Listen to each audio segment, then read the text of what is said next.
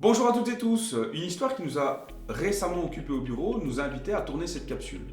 Il peut arriver que dans un bâtiment vous ayez besoin d'une réparation ou d'un dépannage urgent. Et le premier réflexe, c'est de sauter sur internet et d'aller chercher sur un moteur de recherche le nom d'un entrepreneur ou en tout cas d'un spécialiste qui pourra se déplacer rapidement.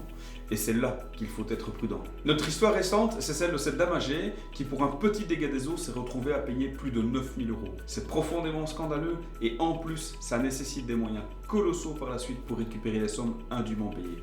Le procédé est presque systématiquement le même. Un appel téléphonique vous rassure sur une intervention urgente, un premier devis plus ou moins correct qui vous met en confiance, mais une fois sur place, c'est l'avalanche de suppléments et de prix exorbitants qui font gonfler la note.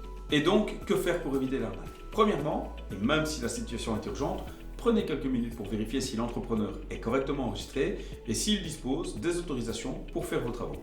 Deuxièmement, et avant de démarrer les travaux, vous devez avoir reçu un devis détaillé dans lequel vous saurez dans quoi vous engagez. Enfin, si en cours de réparation on vous signale des problèmes et des suppléments, prenez le temps de regarder si c'est nécessaire, demandez un devis écrit complémentaire et si vous avez un doute, demandez de l'aide. Soyons clairs, ce sont souvent les personnes les plus fragiles qui sont victimes de ces arnaques. Mais avec un petit peu d'attention et un petit peu d'aide, nous pouvons les aider à ne pas se faire avoir. À la semaine prochaine pour d'autres conseils.